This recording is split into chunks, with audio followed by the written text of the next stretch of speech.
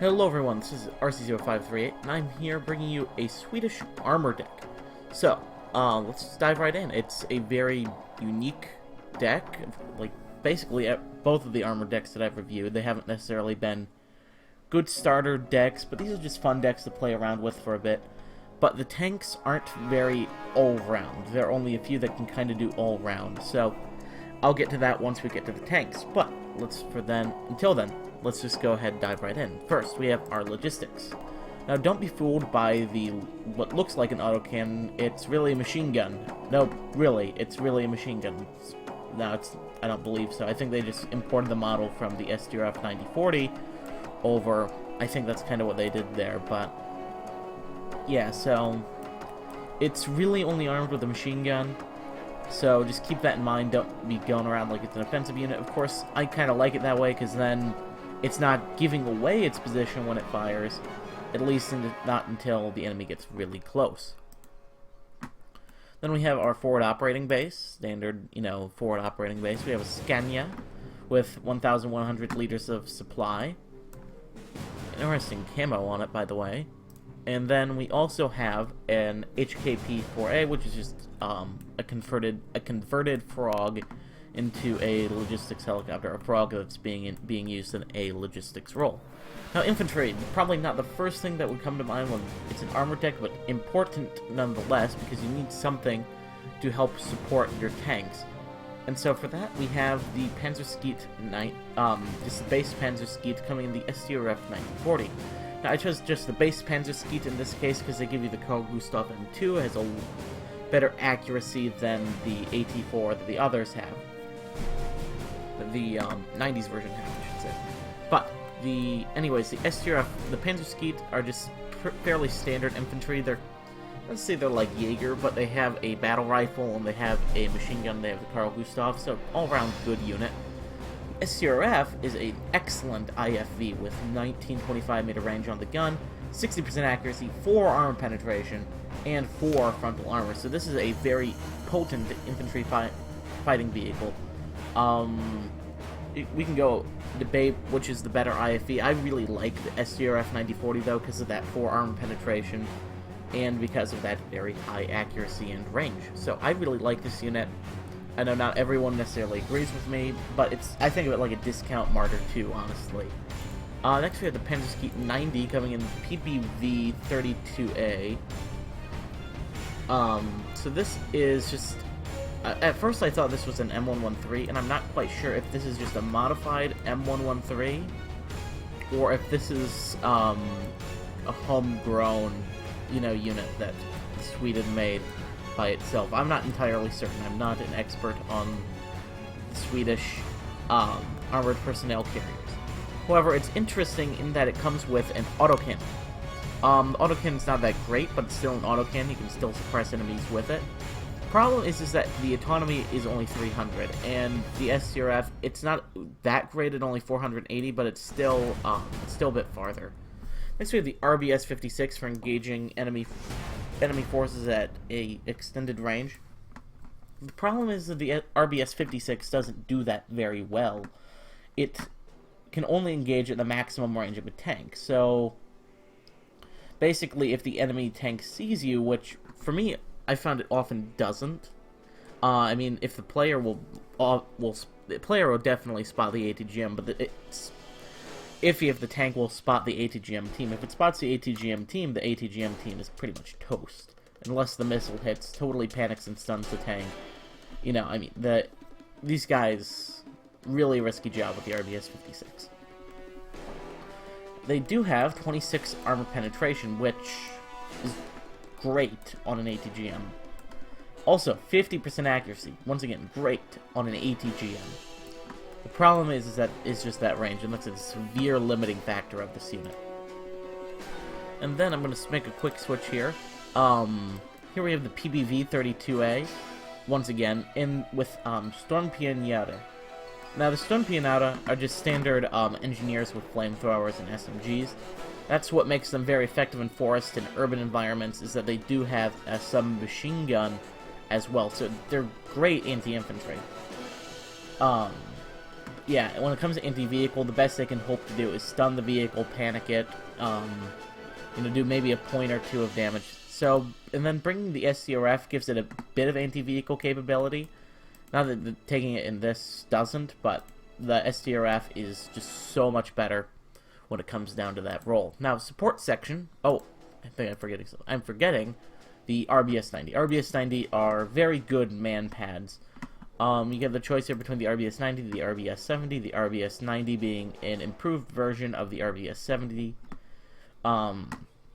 Yeah, so basically, you get a lot more range. You get significantly more range, 175 meters more range to be exact, and that can be very significant, because here you're engaging at the range of, say, a tow missile, and most of the Red 4 ATGMs mounted on helicopters, like, I'm thinking like the Mi-24P, you know, the Mi-24W, stuff like that, is all going to be firing at 2,800 meters. So having the RBS-90 ensures that you're going to be engaging at the same range as he is without having to worry about him getting even closer. Now, that being said, the RBS-70, usually they'll be able to be closer, you know, same with the RBS-90, usually manpads will be able to be closer because they are more hidden, they are, you know, stealthier than your average AA platform. So just keep that in mind. I went with the RBS-90 though, better accuracy, better range, so that's basically the reason for my pick. You might want to go with the RBS-70 if you just wanted more manpad to get like 2 more, so there is that advantage to it. Now, moving on to the support section. First, we have this excellent anti-aircraft platform. This is the LVK-90. It's an SDRF 9040, I believe, that's been converted into an AA gun. And I gotta say, this is a very effective flat gun. Or, I wouldn't even... Would it be called a flat gun? Or it just... I just, you know, with an... just has a very effective autocannon as well, so... First off, 1925 meter grab range. This means that you can engage at the minimum distance of tanks. Now, I wouldn't recommend doing that, engage in tanks with this, but you can engage transports and IFVs with this no problems, because likely they'll be out of range with their autocannons. I'm looking at like BMP-2s, even BTR-90s, and BTR-80As. None of those have this range. They only have a 1750 meter range, or 1575 meter range, or something along those lines. They don't have a 1925 meter range, which means you can just sit back here and bang, bang, bang, bang, and just keep shooting at them and blow them up. So yeah, in the game I played with this deck, these guys did incredible. So I have to say, I really like the LVK-90 as a AAP center. Then we have this odd-looking unit. This is the VIAC. I don't know quite how to pronounce this. If someone speaks the Swedish language, would it be called? Would it be just called Swede? I don't know. Yeah. I don't know. I'm not a European expert, but they do have 2,800 meter range and 2,625 meter range against aircraft, and using both of these in that role is kind of how I'd recommend it. Also, unique thing about these guys is that they have 1.5 HE power compared to usually just the 1 HE power that other AA platforms get. That being said, other AA platforms fire faster, so it's a trade-off. I'm not bringing this unit, and I wouldn't recommend you bring this unit. This thing is just a supply. The heck, why would you even want to bring this thing, actually? I don't know why anyone would want to bring this thing. Don't bring it, just don't. Save yourself the trouble. For long-range AA, the only option we have is the RBS-67 Hawk. Basically, this is the IHawk that the United States gets, but not as good as the IHawk that the United States gets, and it's a lot worse. Basically, the best solution I found is to put like a couple of groups of these together, and just try to get as many missiles off as you can. I mean, that sounds not very strategic, but in this case, it's just volume of fire, because one of them's bound to hit. That's kind of the way you gotta think of that, is one of them's bound to hit. Moving on to the artillery, first we have mortars. We have the unique unit, we have the AMOS. I believe, once again, we have the SDRF 9040 platform. Yep, we do. But it's been mounted with mortars. and in this case, a dual mortar. So bringing in 2 AMOS basically gives you the firepower of 4 mortars. So, and you're paying, what, 130 points for them, and say you bring in a quad stack of mortars, both being, of course, you know, both of those being equivalent in firepower capability. So yeah, you're looking at, you know, roughly the same price. However, the AMOS would be 10 points more. But the AMOS do have a lot of frontal armor because it is on that SDR F9040 platform. They have pretty high speed. So yeah, AMOS is a very effective mortar platform. If you've never used it, then yeah, you're really missing out. And then we have the Buchan 1A. Now this may look goofy, but it's extremely effective barrage artillery. Now the only reason I'm bringing this is because I have nothing right now that can engage a group of infantry in a town at an extended range beyond my mortars. I could use my tanks, but that's extremely risky if we're dealing with ATGMs, or if we're dealing with, if we're dealing with ATGMs, or if we're dealing with like VDV 90s, or going to Strelky 90s. There's just a lot of possibilities. So bringing in Buchan 1A, you can just shell the place and make sure that nothing's left alive there. Now, once that being said, the Buchan 1A is very unique in that it has a 12 rounds of minimum fire. Now, the thing is, though, is if the enemy realizes, hey, I'm getting hit a lot. Oh, you know what?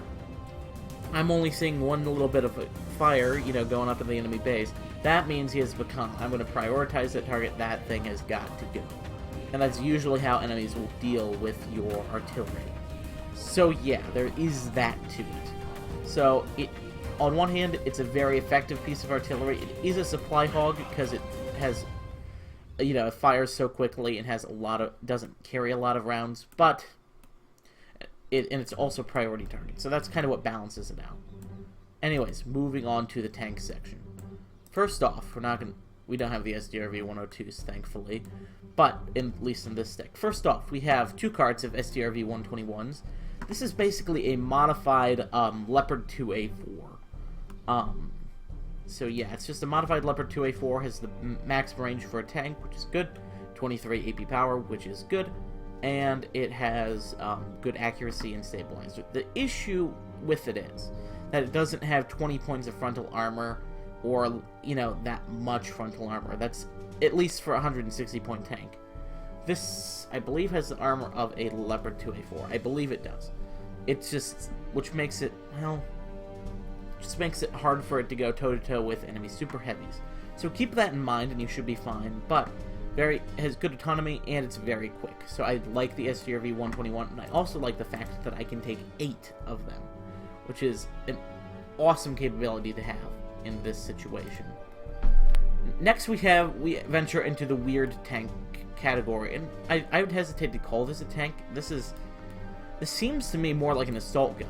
You know, that doesn't mean it's not effective, but a bit of the weird history of the SDRV 103D goes back to, you can trace its origins back to World War II with the German Stug assault gun, the Stug 3 to be exact, and the Stug 3 was I believe it was the most produced armored vehicle that the Germans had, and it was a very effective anti-tank unit in its later days when they upgraded the main gun to be in an anti-tank role. And also, then the early versions had a shorter barreled gun, which was much better at supporting the German infantry groups. So that's kind of the Stug, and the reason, you know, why it was a very effective tank destroyer was because it has a very low profile. Already seeing the similarities. The Stug also had the gun mounted in the hull. It didn't have a turret. So yeah, I think we're already seeing the similarities. So the Swiss took that idea. No, not the Swiss. The Swedes.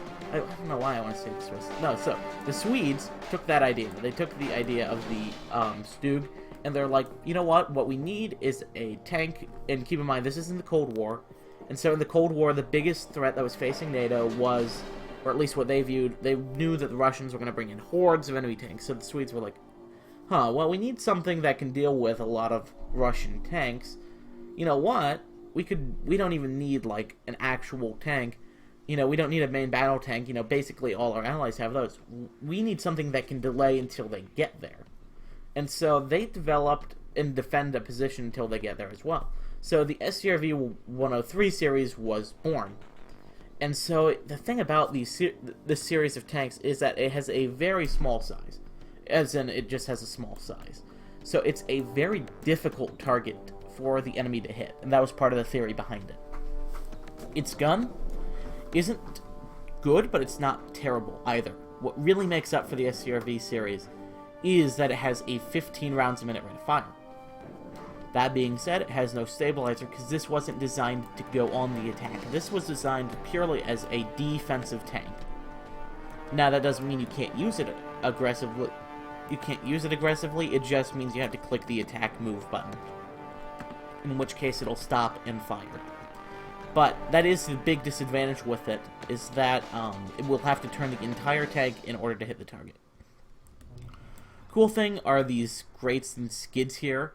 I believe, maybe it's on a lesser version. No, or the older versions. Nope. The SCRV 103 has it. But, like, all this, the SCRV 103 was actually kind of, built to, so it could actually dig itself in. Now, I'm not sure what the grates are here for. I'd imagine it's for some form of, like, active defense, or so you could put, like, shrubs or something on it. I'm not entirely certain about that. We'll have to ask the guy who made the SCRV 103. But anyways, very effective defensive tank, and from there we go from the history of the SCRV 103. We gotta go down the line from the most advanced to the older variants. So for the most advanced, the 1992 version, you have a good, very, very good range, very good accuracy, good armor penetration, and good rate of fire. Yeah. So, and then the armor, it's not great, but it's not terrible either. It's got 15 frontal armor, so it'll survive a hit or two from a tank or ATGM. But the biggest thing, that this tank has is rate of fire. 15 rounds a minute rate of fire is insane, which makes it's just so effective because of that. Just so effective because of that. So that's the 103D. Moving down to the 103C. Really, the only differences here. It loses a bit of accuracy, some armor penetration, and some armor. Taking 2 carts of those, just because, well, they're just good tanks. It's good to have these tanks. I like them. And then we have the SCRV 103B, which I would recommend using less of in the anti-tank department, like with the SCRV 103D and C. The B I find best used in an anti-infantry / supporting infantry role, because it doesn't have the best accuracy, but it still maintains that high rate of fire, a decent range, and decent armor. So you can really put the hurt on some Russian infantry if you get in close enough with an SCRV 103. But yeah, it just makes a good fire support vehicle. It suppresses enemy units out in the open. You can just keep putting down volume of fire upon the enemy, and that's what makes this series so effective. Is that while it doesn't have the best anti-tank gun, or best tank main gun, what it does have is high rate of fire. So you can just put down consistent damage, which will eventually wear down. It will stun. It will panic. It will begin to stun enemy tanks, which makes them less effective. While your tank is very difficult to hit because of its small size. So yeah, that takes up most of the slots we have in here for the armor deck. So if you really don't like this series, then yeah, this deck is not for you. Then we have a unique unit. These are like the only variants of the Chieftain, I believe. Yeah, the Centurion. I think it's the Chieftain. No, Centurion. Yeah, I think it's the Centurion. Anyways, that British tank that they made post World War II. Yeah, that could describe a lot. I'm not entirely certain, but the SCRV 105 is a one that the Swedes modified, and they've really improved this tank to the point where I'd actually use it, because instead of having this terrible, we can see it in its base form right here, like 35 speed, you're not going to get very many places, and you're certainly not going to get there fast. However, with the SCRV 105, you're going to get there fast, you're going to get there, and you're going to arrive with a great gun. Where it lacks is, once again, in the armor department. This is a great sit-back and snipe with the tank. Sit-back and snipe tank. This is not a great yeah, let's go charge the enemy because we can do that. And we really don't have a tank that's exceptional on the attack like that. The closest we have is the SRV 121, and we do get a lot of them, so you can use them somewhat in that role. But keep in mind they're very expensive, and so the super heavy, and I put air quotes around that, the super heavy, because it's not as heavily armored, but heavily armed. So, you know, there's a trade-off there, just a very, very decisive trade-off there. And then the SCRV 105, just, you know, sit back and snipe. It's very accurate. It does good damage. So yeah, and then the SCRV 104. It's kind of just there as, not to say a spam tank, because I don't necessarily I don't think of this as a spam tank. I think of this not as a fire. I don't even know how to think of this. I guess you could say as a tank that can fill in the gaps between in my lines, because it's fast enough that it can get to places. And then you can kind of use it on the assault, but it's not the fastest on the assault. It's not as slow as some of the other tanks, but it's just not the fastest. For example, I had a group of these in the game I was playing. A group of these just basically had them take a hill. And they did that because the enemy had defended them with some ATGMs, but they were on a ridge line, so they couldn't see them, so the enemy couldn't get a shot at them, but I couldn't get a shot at them there, so I had these guys go up the ridge and engage the enemy positions there. And they did a pretty good job of that because, you know, they're relatively cheap. They're very effective, so I like the SDRV 104. So that's the tank section down. There are a lot of tanks in this deck, and usually I do like a more quality over quantity approach. The problem is that the Swedes do have a lot of quality, and so I took a lot of quality, except for maybe, you know, the SDRV 104, which is pretty debatable. But I like the S-Tank series. I like the SDRV 121s, so a lot of great units in here for going on the attack and for defending. You just get a mixed bag, I guess you could say. There's just not a lot of all-round capability, because they usually lack in one major way. For example, the SDRV 103 series lacks in mobility because it has no stabilizer. The SDRV 105 lacks in offensive capability because it can't take too many hits. So, you know, there's that. Same with the SDRV 104. The really only all-round tank you get are going to be these SDRV 121s. So that's, you know, it's not going to be as versatile as, say, a West German armor deck. Like, if you take a West German armor deck and fill it up with leopards, yeah, you're going to have an awesome capability there, but just keep that in mind, that it's not going to be, say, as versatile in some ways as other armor decks. Finally, moving on to Recon. Enough with the tank section, right? Let's move on. We have the Volksarmee. I think I'm pronouncing that right. I'm using these as just a heli-borne recon infantry group. I wouldn't recommend using these. You could use these, I guess, in a land grab role, or perhaps in special forces role. They're not bad at either of those. I've done both of these, and they've performed pretty well. Keep in mind they're only armed with a submachine gun, so that's really going to inhibit their ability to engage stuff like Motostrelki at range. So the Motostrelki can just sit there and engage you, and you can only engage it with your light machine gun. Also, the light machine gun, you can fire it on the move, but you just can't do so very accurately. And it's also not close quarter battle. You can't do it in close quarter battle. It's just a light machine gun, not a squad automatic weapon, so keep that in mind as well. Next, we have two EBV-90s, another STRF 9040, but once again, kind of like the command unit, the Strippy the Strippy V. The Strippy V. That's fun to say. The Strippy V.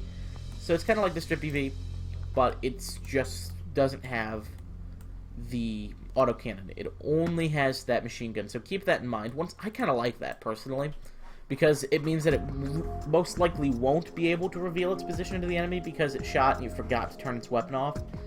But once again, I would recommend you turn the weapons off on these recons.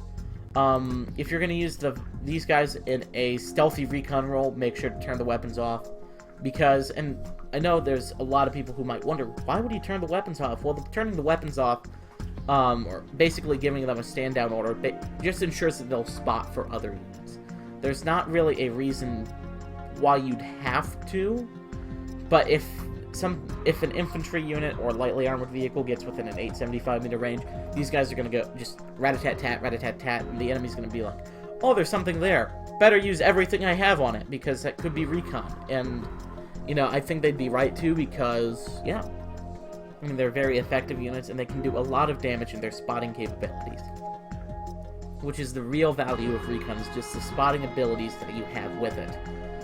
You know, if you can spot the enemy, then you can kill it with your tanks.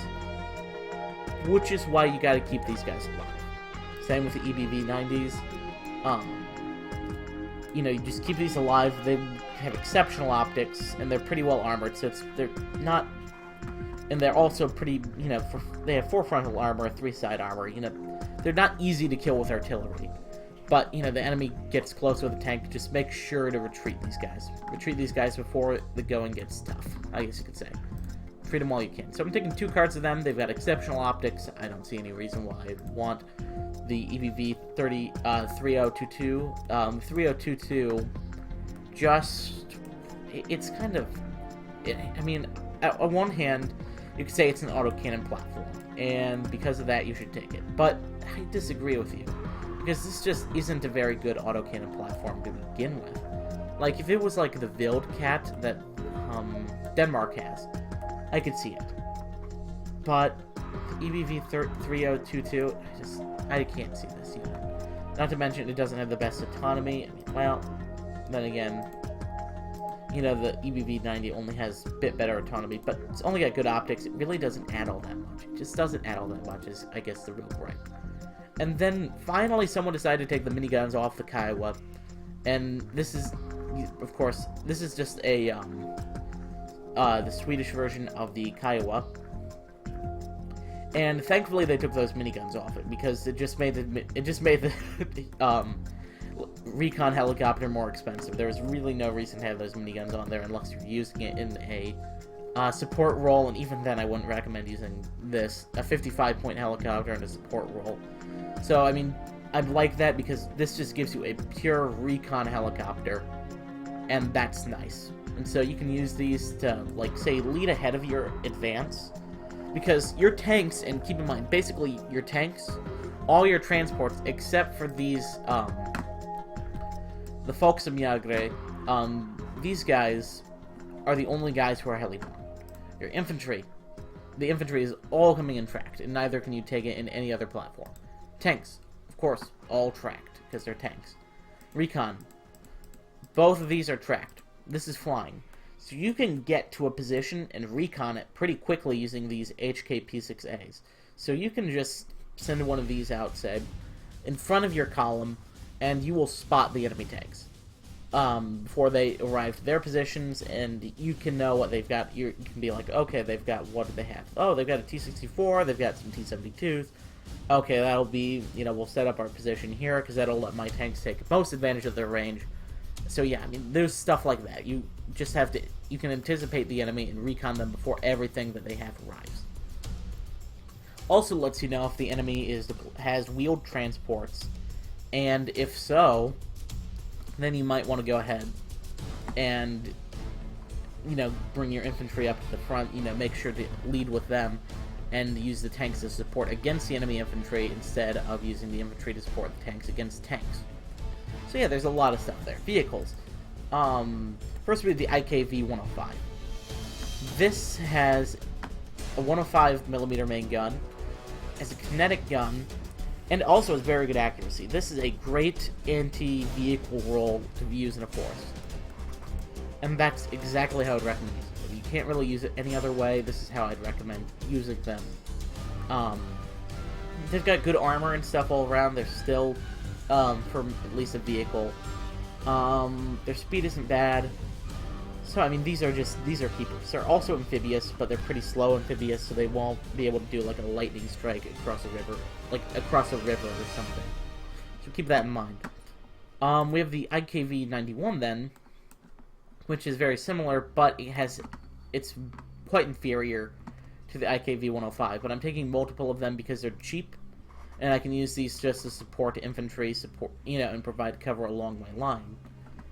They only have 1925 meter range, but that's alright. You know, these are only 25-point units. They aren't, you know, I'm not, you know, paying a lot for them. So yeah.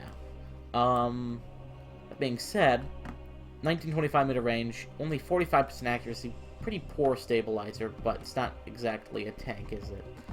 Then you have 11 armor penetration, which is steady, because it's a heat gun. And because it's a heat gun, it will always do 1 point of damage to the enemy, no matter what enemy unit it is.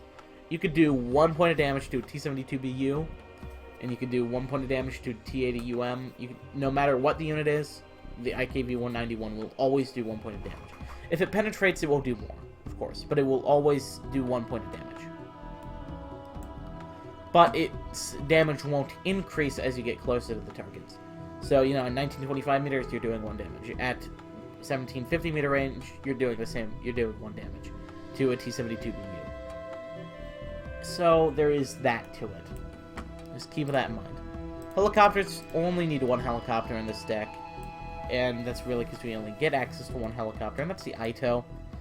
This ITO platform. That's the PVHKP-9A. Just small little recon helicopters. Very small, as a matter of fact. And, yeah, just use these as quick response forces. Use them to plug gaps in your lines, in case the enemy gets any funny ideas. Aircraft. I'm taking a lot of air superiority fighters, and I'll explain that, you know, of course, once we finish up. We have the Gripen. Great air superiority fighter. 40% ECM, exceptional air detection. 4 AMRAMs, 2 AIM-9Ls. I mean, this is a very effective air superiority fighter. There's no way around it. It's got a great turn radius. I mean, it's very good. Very good. Next we have these Vigans.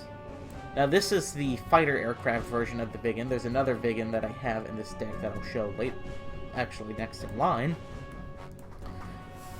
But these have the RB-71 semi-active missiles with 6 HE power and about 50-50 accuracy. Taking 4 of them at trained just for mass. And the reason I'm taking these units is because all these air superiority fighters, I even have the Draken in here, which is not the best air superiority fighter. I wouldn't recommend it for many reasons. I can only recommend them in one purpose, and that is to go after these, enemy helicopters. Only thing that you should use against it. Man, bit of yawn there, excuse me. But anyways, use these guys against enemy helicopters. They have 2100 meter range against them. So just get in close and shoot down those helicopters. I've been able to kill Ka-52s, Ka-50s with these guys, so just keep that in mind. They also have 0 ECM, which means they're probably not coming out of there alive. My biggest complaint is that I think these are just too expensive for what they are. I think they're just too expensive. Personally, that's what I think, and like if these were just 5 points less, I'd be totally fine with that. And that, or even if they could be 60 points, then that would be great. So yeah, that's how much I would charge for them. You know, I'm just based on the quality of their weaponry.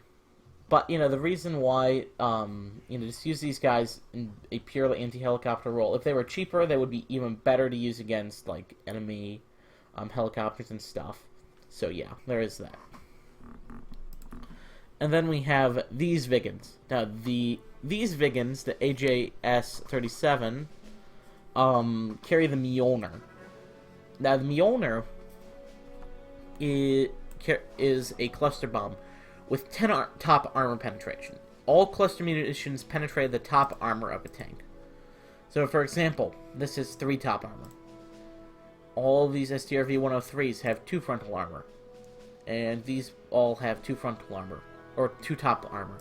All these have that much. So 3, 2, and all the rest of these. You'd be doing an exceptional amount of damage to your own tanks if you were to, say, drop these on the enemy, on your own tanks for some reason. Like if you just wanted to test it. you know, you'd do a ton of damage if you were in a blue 4 on blue 4 game. I mean, I've killed, like, quad stacks of, like, T80 BVs with these. Because the enemy grouped them up too much. This is why you don't group up tanks. This is, like, the epitome of the reason why you don't do that. So anyways, taking a lot of air superiority fighters because my anti-aircraft isn't that great. Now the LVK-90, love it, it's great. The VAC, it's fine, but all of it is radar guided. So if they just send up one seed, all of my radar has to turn off, and so I lose every AA capacity that I have in my deck. Which is why, say, sending up a couple Biggins is super important. So yeah, there's a huge weakness that lies in this deck, but there's also a lot of strength. Anyways, that's it for this video, guys. I hope you guys enjoyed watching me review this deck. If you want to see me review more decks, like and subscribe in the like and subscribe. And if you want to see me build a deck or review a deck, specify what deck you want me to build / review, and I'll do my best. Put it down in the comments. Anyways, this is RC0538 signing you off, wishing you a good day.